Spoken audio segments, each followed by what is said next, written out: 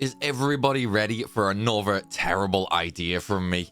Well, it doesn't matter, you're here, so enjoy my suffering. This time, quite literally, as we're going to see if we can beat Disgaea 5 using only counterattacks. Which means, well, I'm going to get hurt. A lot. You see, in order to counter, we must first take damage. And of course, because this is a counters only, that also means I can't manually attack a target with normal attacks or special skills. I will, however, allow healing skills and items just because, well, it's going to be pretty mandatory to heal when I'm getting slapped every 3 seconds. This also, however, means all those juicy tricks I have for this game are totally not possible to do. Oh, and I'm banning Magichange. There are some specific combinations that are just downright broken after all. So, make no mistake, I'm going to suffer here a lot. So I guess we should start my pain, right? Right off the bat, we're introduced to 2 characters, Seraphina and Killia. I'm not going to give backstory on these guys, as you should play this game yourself. All you need to know is we're basically only going to use Killia. So, to start off the run, we end up in the Netherworld, and before we can even dream of going around and fighting things, we need to prepare. Step 1. Claim all the DLC. And weirdly, I don't remember all the Prinnies being there when I did my Prinny only run that went semi-viral. Kinda curious if they were a thing back then or came in after the fact. Now, you might be thinking using DLC is cheap. Honestly, it makes no real difference early game, and in fact makes things a little harder, believe it or not. As for the 1 million HL, that's not a lot and we'll be earning way more than that very, very quickly. Step 2. Buy and equip slippers on Killia and Hall and give them better weapons. Step 3. Let's go get bullied by doing all the DLC stages to unlock the other characters. This is to give us some skills later that we can equip. These are passive though, and therefore are allowed. During this step, the enemies are level 1 just like us, and so while Girl Lahal dies instantly, Killia is okay and gets a few levels, and because he has up to 4 counterattacks and an attack range of 2, this means I can counterattack within a range of 2 panels up to 4 times.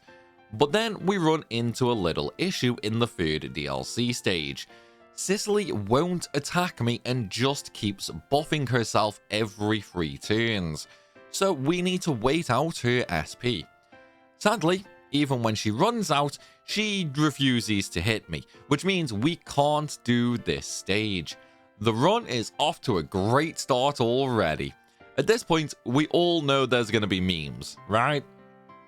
So, I give up on the DLC stages for now, and let's do the actual story stages instead. By which I mean the first stage, since we're locked out after completing that.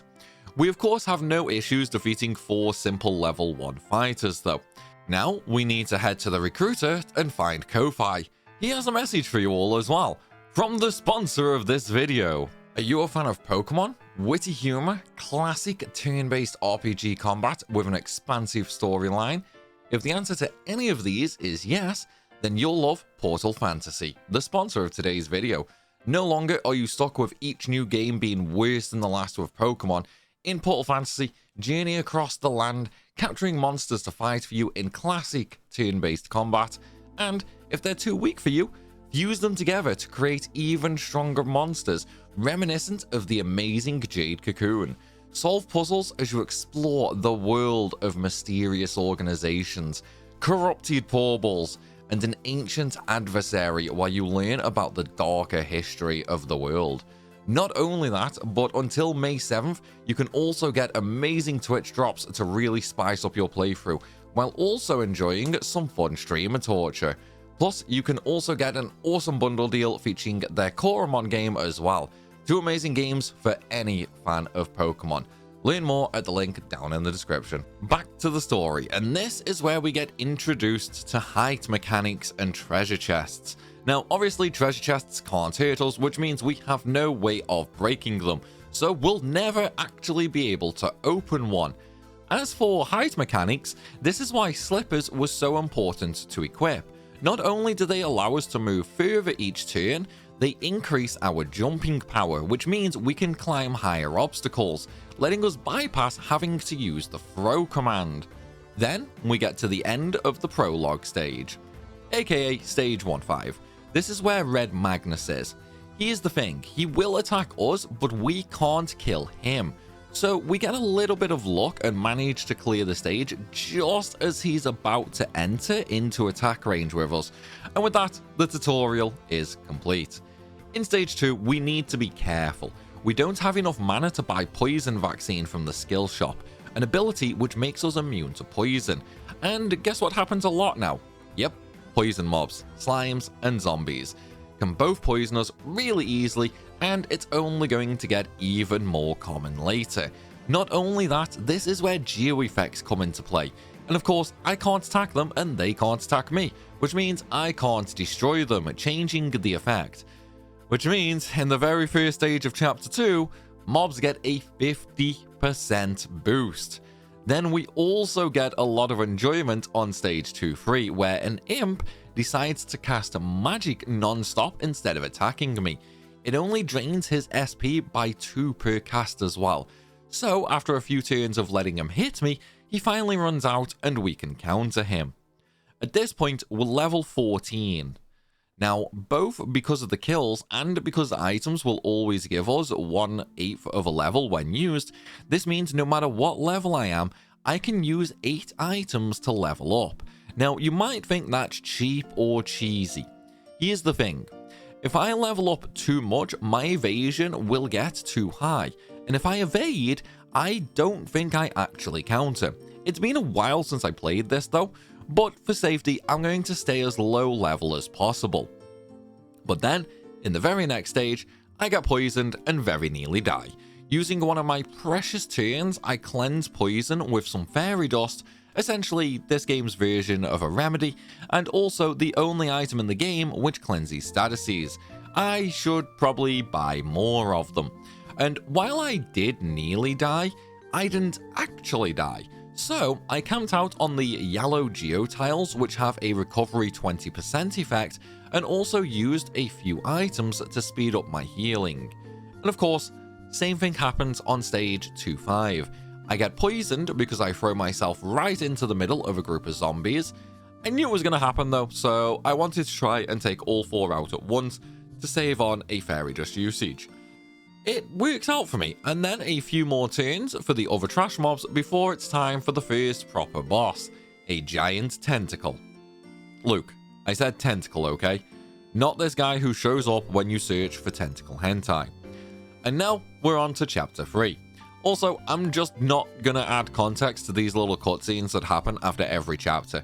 They are absolutely not what the game's about, but they're funny when out of context, so have fun reading them.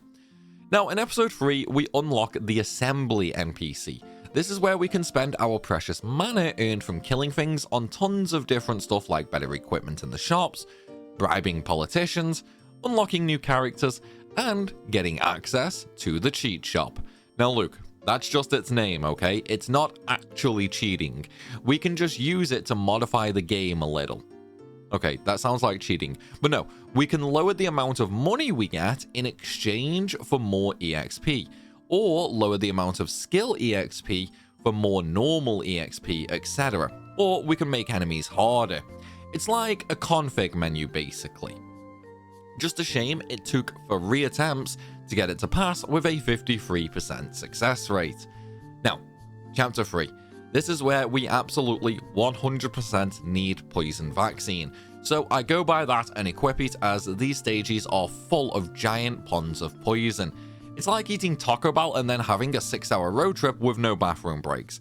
It's no fun for anybody involved. Sadly, it wasn't enough. My low rank healing items are just not enough to get me through the magic spam of the imps, so I quit out to the Netherworld and go buy some better healing items, since the shop upgrades every chapter. We also saw our first class rank increase. This is something I set in the assembly and essentially allows me to learn skills unique to that class. We won't be doing anything with it for now though. Second attempt goes infinitely smoother as the NPC Zeroken actually kills the imps for me, meaning I don't need to waste time waiting for their SP to run out. In stage 3 too, I realize I'm an idiot. Imps are using their special attacks, which I can counter. My problem is range. So I swap my fists over to a bow, which has double the range, now taking my attack range up to 4, but my counter's lower to 2. That's fine, nothing can really survive 2 counters from me anyway at this moment, and from there, it's pretty much smooth sailing. Except for the whole of the next stage, where I play Ringa Ringa Rosies to get everybody in the poison, since they can't actually outrange me even with a bow. Thankfully, they're not flying though, so they get poisoned as well, meaning we get to use the terrain to our advantage. Always nice when the game lends a helping hand. Sadly though, we are getting to the point now where I'm taking a lot more damage. So pretty soon we're going to have to replace those slippers with actual armors. In stage 3-4, we just sit in the middle of the arena and let everything come to us while healing each round. And now it's time for the part I was really not looking forward to.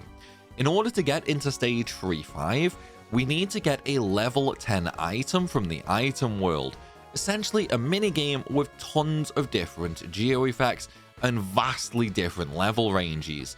The deeper we go, the stronger mobs get. Even using skills, the item world is not amazingly fast. Being limited to only counters? Yeah, this is gonna suck. At the very least though, we only need rank 10. Eventually, we get through to stage 10 of the item world where we fight a mini-boss as well. But this is kinda like fighting the biggest kid in a classroom full of kids. It's slightly harder than the other mobs, but not much. This is only because the item is terrible though, and it's only floor 10. And of course, because I duped by going through the gate on stage 1, my item ends up at level 9. Not enough to progress, so I need to do another 10 stages. By which I mean I do one stage, get a level, and then use against the exit to leave. And now we have a level 10 item. So it's time for the final stage in chapter 3. And once again, we get imp memes. So I throw the bow on after taking out the first few guards, and then just wait around to kill him while Headlet, the NPC for this stage, takes out all the mobs on the other side of the arena for me. Just the way we like it. We get to be lazy and let the game do all the work for us. Chapter 4 is pure nightmare fuel though. First couple of stages, sure, no issue. Stage 4-3 though has a huge geo effect with clone. This means an enemy on the geo area will get cloned each turn, aka a new enemy spawns every single turn. So the only way I can get through this is by countering and killing 2 slimes a turn. And it takes freaking forever. Like seriously, at one point I got down to just 3 slimes left, and then less than 60 seconds later, there were easily 10 again. But perseverance paid off, and we did get through it eventually. But now, we have the first stage that I really expect to be a challenge failure. Stage 4-5. In this stage, we have Usalia as a neutral NPC. If she dies, it's game over. If Killia dies, we have no other characters strong enough. And of course, she will attack us as well, meaning we counter her.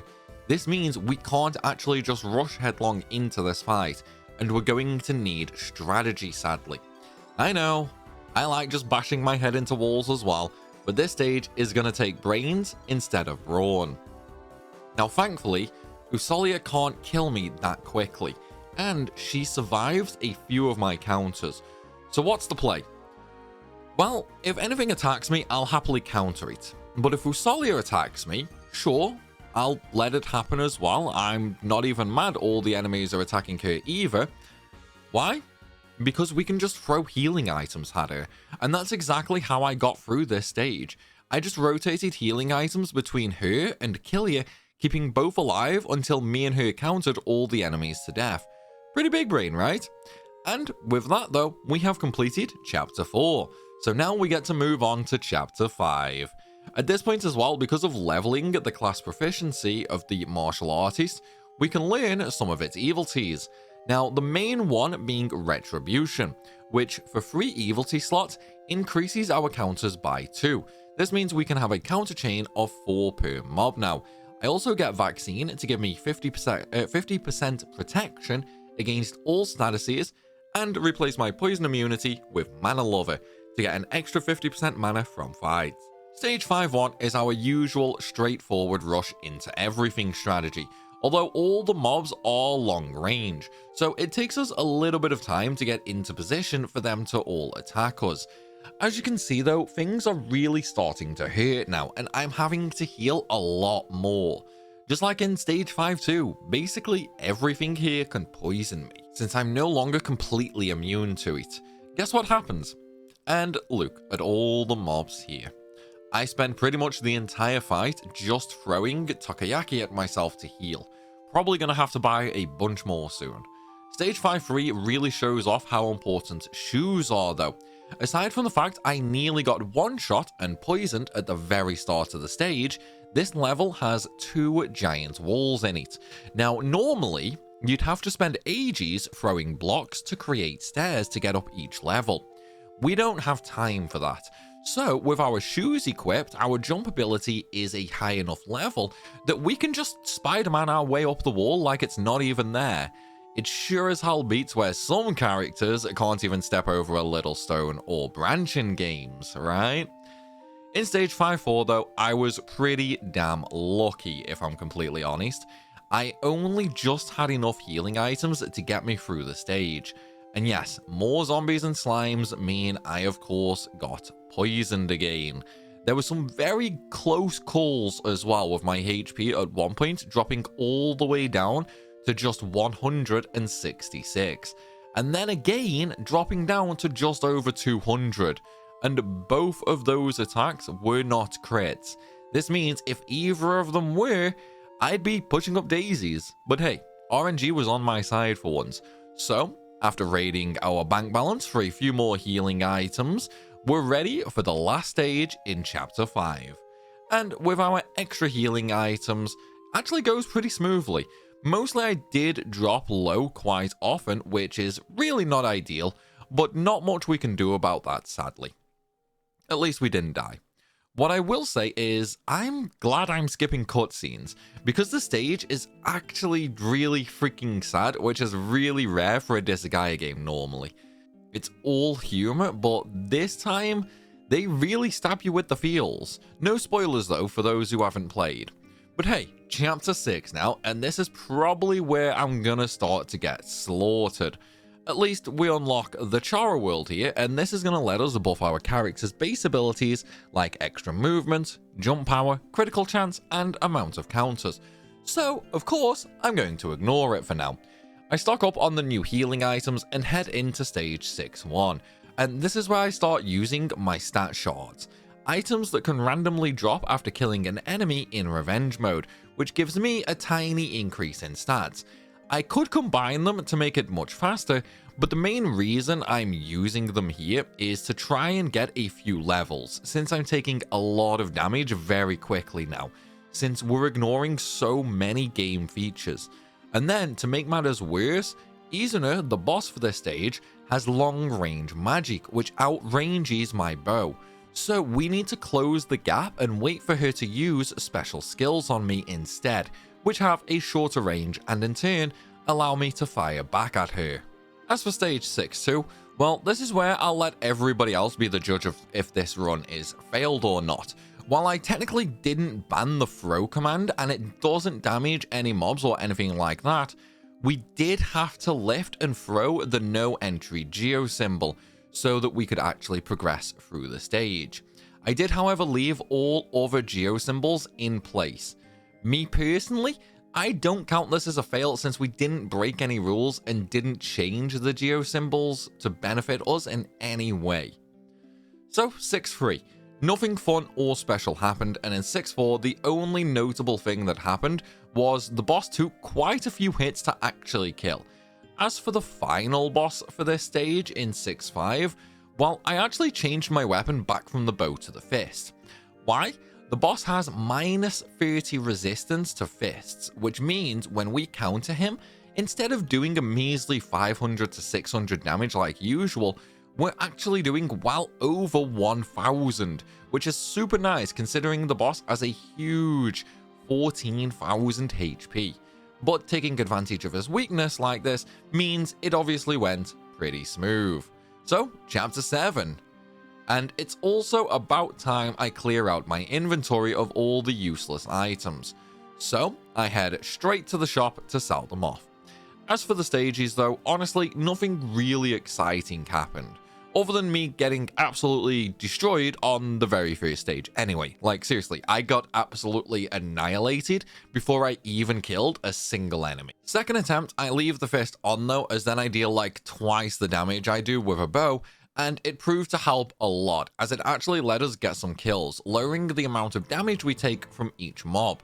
The end took a little time though, as the mobs were slightly ranged, but we got there with a few healing items. 7-2 was pretty smooth. I positioned myself in a way which forced the mobs to come for me, and aside from them doing nearly 4,000 damage to me in a single turn, it was mostly okay. 7-3 is where the trouble is though. Lots of strong axe users, and they get buffed along with having an enemy boost 50% geo effect further helping them. So naturally, I got one shot. That was even with luring them off the enemy boost geo effect. They just absolutely creamed me. So sadly, it's time for us to say goodbye to our shoes and actually equip some armor. And it helps actually, but I still died because of the status effects from the Mothman. So time to change my Evil Teas to give me protection to all status effects, and then we can try again. And this time it goes infinitely better for me. I get everything killed except for the Cleric, Gunners, and the Thief. At that point, I just need to equip my bow and start chasing them around the map until they eventually die. I do, however, need to re-equip my shoes though, so I can get up to the higher platform to get into a fight with the Thief. Tell you what though, it's hard to believe we're not even halfway through the game, huh? As for the last two stages, well, nothing super interesting happened. We have a rematch with Gordon at the end of 7-5, but his stats are pretty much identical to the last time we fought him, and I've leveled up since then, so naturally we have zero issues with him, and actually take him down in just a few counters. So we can safely and reliably move on now to Chapter 8. 8-1 is nothing to worry about, and we breeze through it. 8-2, however, we run into a wall. You see, the Armor Knights defending are on a recovery 20% geo effect, which means they heal 20% of their health every turn, which in this case is 480 HP. And they're defending, which means their unique effect activates, meaning when the lone gremlin attacks me, my counterattacks hit the Armor Knight for barely 200 damage. Can you see the issue here? Yep, impossible to pass the stage because we don't have the damage. Now, if the gremlins have infinite SP, sure, we could very, very slowly get through. Sadly though, once they run out, so do the attacks, which means we're trapped and cannot proceed. And we can't even lift the Armor Knight either to throw it out of the way, which means we need more attack. Luckily though, this isn't that hard to get for us. We go to the cheat shop and make sure our EXP modifier is set to the max.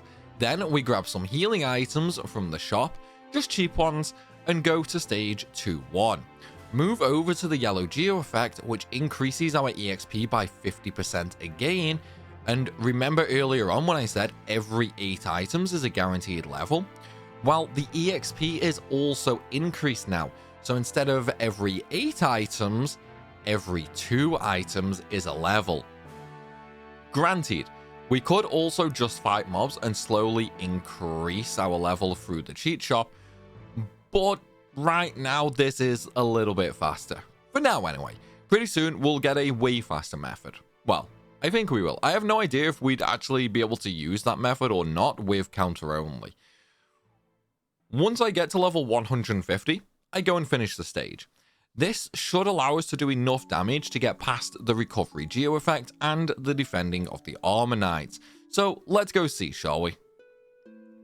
And this time around, it was still a massive slogfest with our counters. We're doing about 400 damage per hit. But since the Gremlin is on an attack +2 geo, that means we can technically counter twice per turn. So that means we can actually do about 800 to 900 damage, even if the armor knights heal 400 per turn. It's not the end of the world. It's just gonna slow us down. It takes quite a few turns, but eventually the first armor knight does die.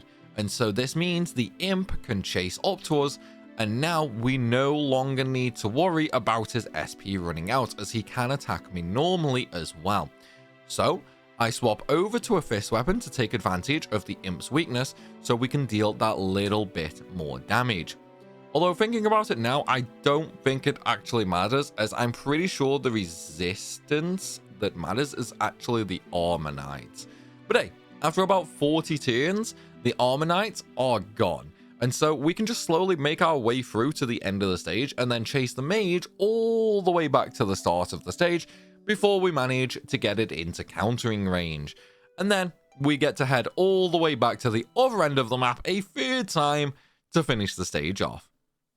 Now, for stage 8-3, another problematic one due to the clone geo effect. This means anything on the yellow or blue geo effects will get cloned each turn. Remember way back at the start of the video how we had the same thing? That time we only had to worry about one clone per turn. This time it's 2. So in order to actually work through the stage, we have to kill multiple enemies per turn, which sadly my bow was just not cut out for. So I had to swap over to my fists yet again so I could work through them.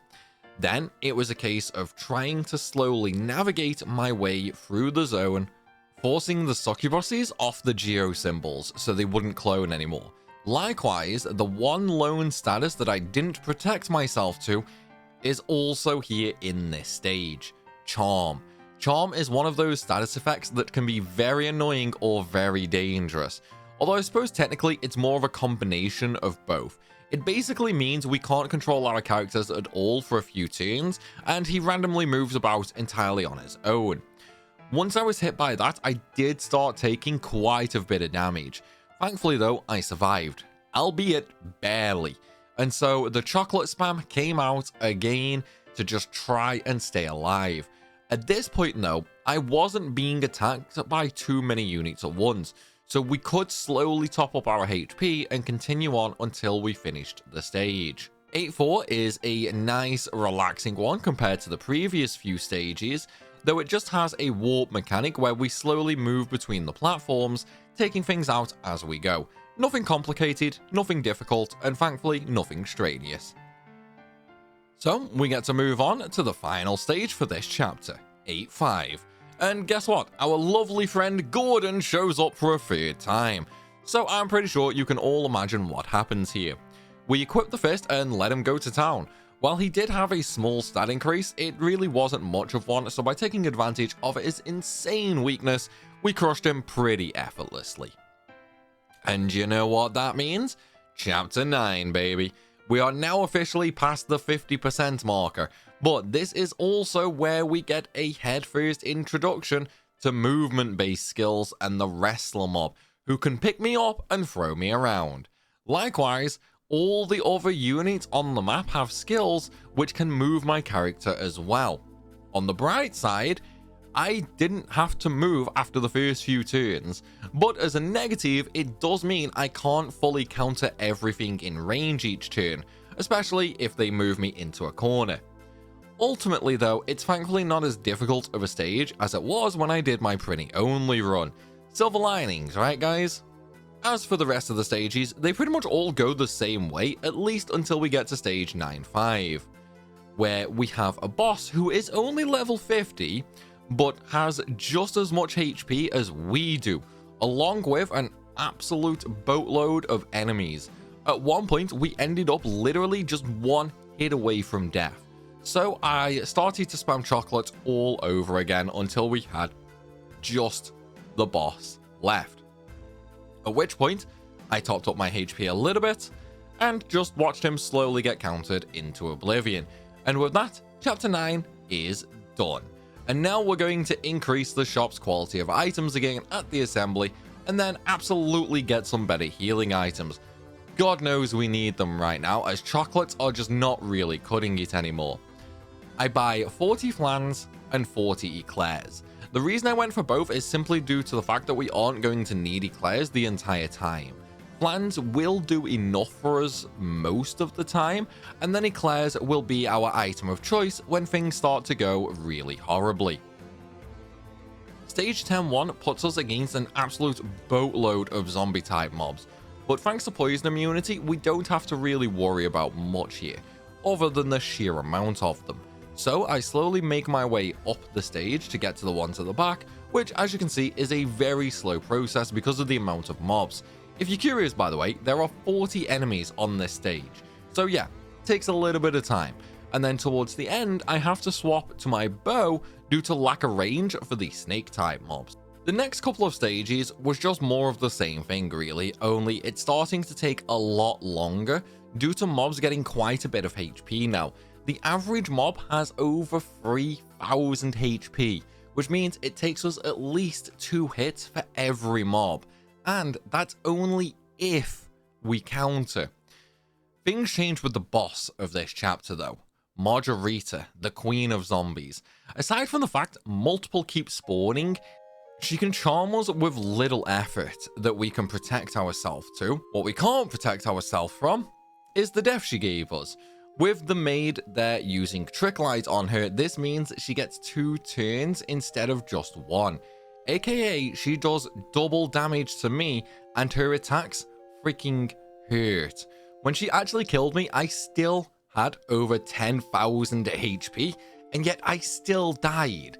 It's horrible, but there's not much we can do. So at this point, I don't want to level anymore, so it's time to go to the item world. We're going to level up our bow weapon instead to get some extra stats on it. Our goal is the ability to one-shot mobs, although leveling the bow is probably a bad idea since it won't improve our defense in the slightest. But hey, being a glass cannon is fun, right? At least until we start getting one-shot anyway, which, given what we've just experienced, I think is going to happen more and more from now on. I only got 10 levels though, and then stopped. As you can see, mobs are already a much higher level than what we are currently fighting in the story, and before long, they would start to become extremely deadly. This time around, I also try and rush straight to Margarita, and have my fist on to take out as many zombies as I can. I don't get charmed anywhere near as much, which lets me really thin them out while spamming my healing items. Once the crowd thinned out a little, I could swap over to my bow, and finally land a couple of hits on Margarita, allowing me to take her down. Once she was dead, the rest was cake. We just moved through the stage, taking out the leftovers. And now, it's time for Chapter 11. We're getting there, guys. So, this time, let's mix things up. I use the curry shop and just throw a bunch of flans and eclairs, a total of 37 items. This gives me a curry that lasts for 37 stages, and will massively increase my HP for those stages, and give me a little auto regen each turn.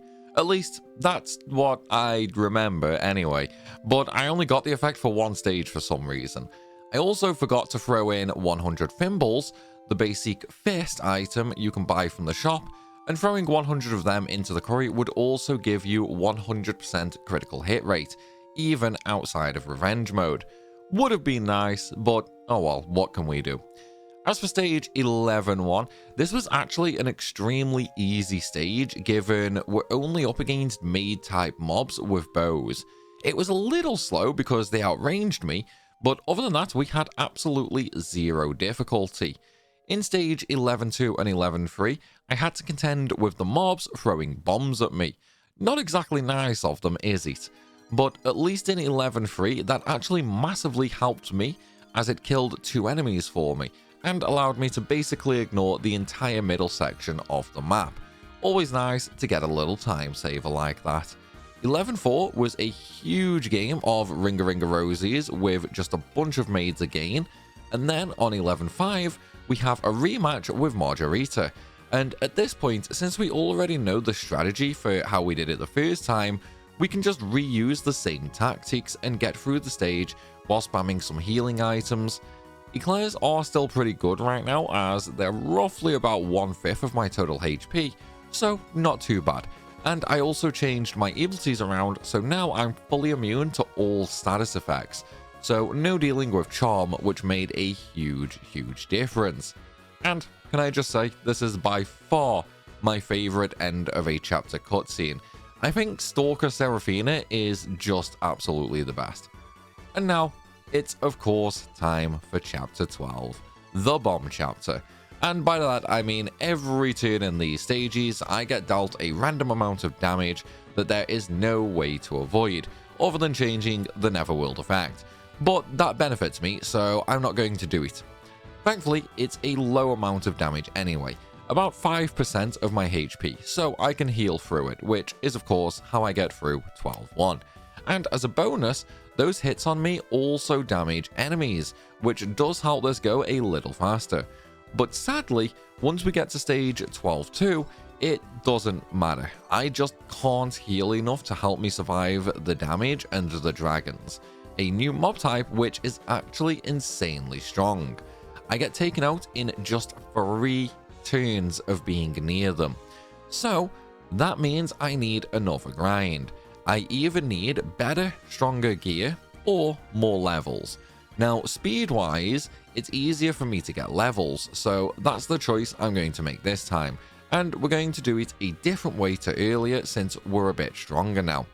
Instead, we're going to set the enemy strength to 16 stars in the cheat shop, then go to stage 4-2. The reason for this is, with the enemy star increased to 16, the levels of the mobs in 4-2 will be 99. And there's a little known trick in every Disgaea game, that level 99 enemies give EXP equivalent of level 300 enemies.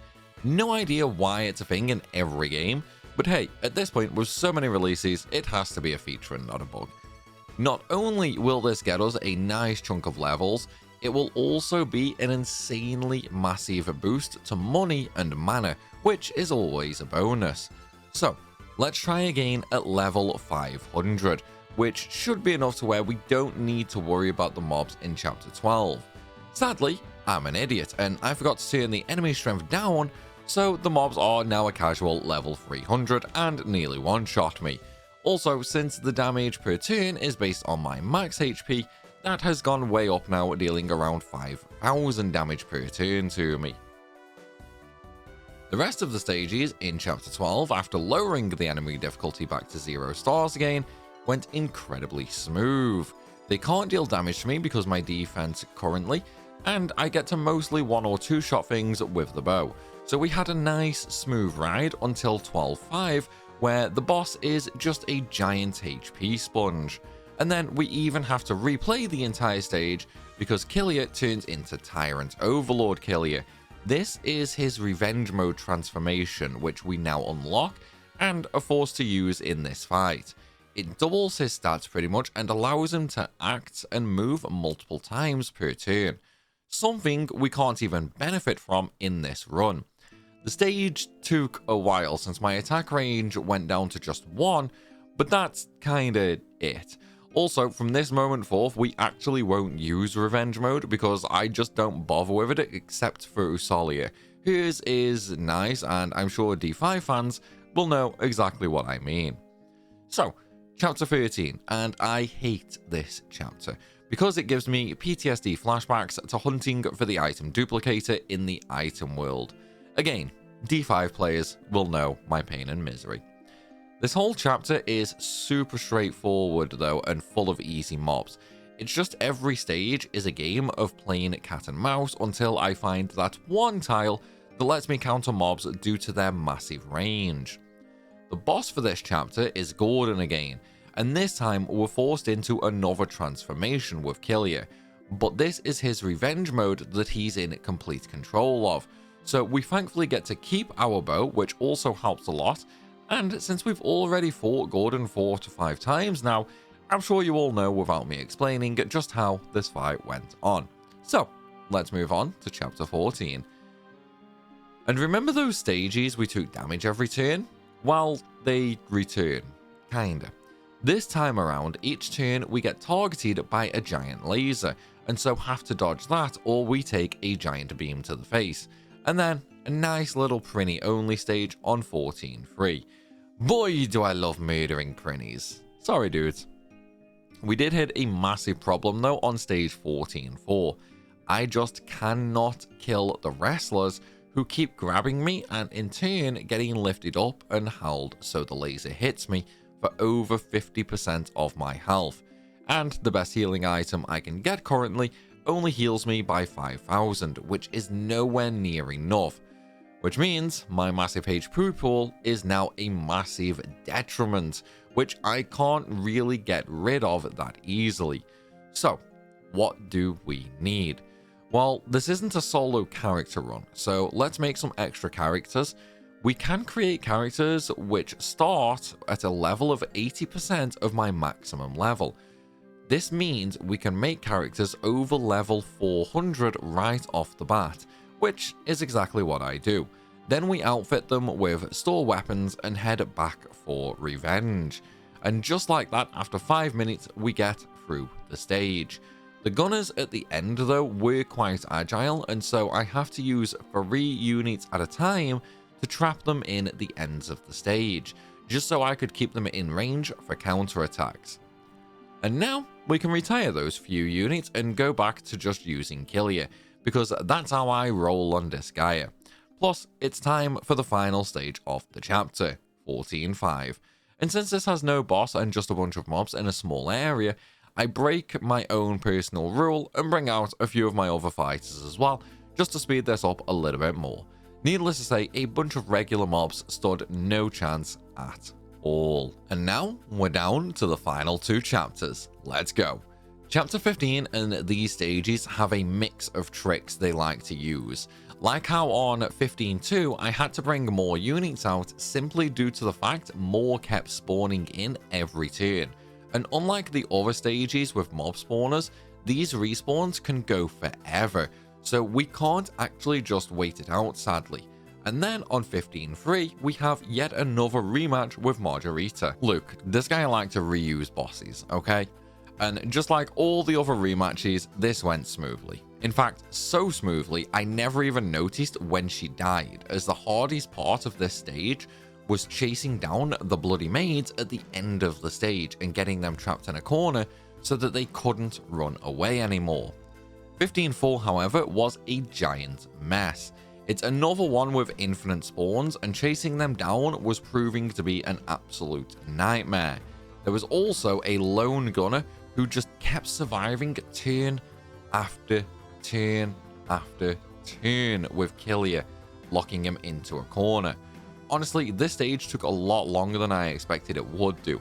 It was a nightmare of trying to position units spread out around the map so I could actually kill things before even more spawned in.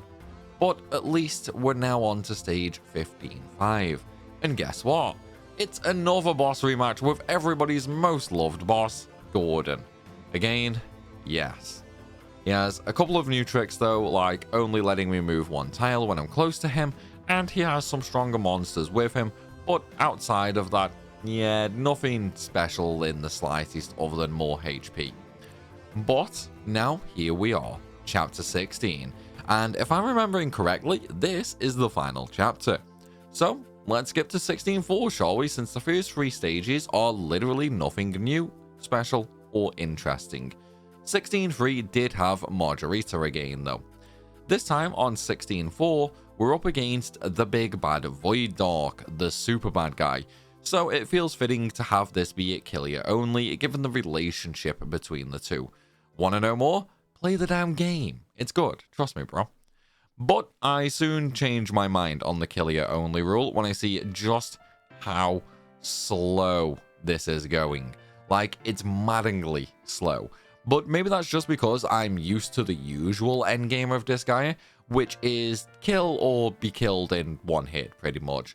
But even with 4 units out, it took me 5 minutes to clear the stage, which is pretty freaking impressive when you think about how fast turns are in this game, with me having all the options set to max. It also doesn't help that, like Killia in Revenge mode, his movement type is classed as flying, which means he can move over my units with no problem, so I can't actually trap him. But I do get big brain and put all of my units together. This way, each turn he uses a special, he hits all 4 of my units, and that means all 4 have a chance to counterattack, massively speeding this up for me. Just a shame I never had that idea until the last 10 seconds or so. I know, but hey, at least we got there in the end. And now, it's time for the final boss of the game. Well, final boss for the story anyway, because no way am I doing post-game with these rules. I do not have 3 years to spare for that challenge. And this stage sucks.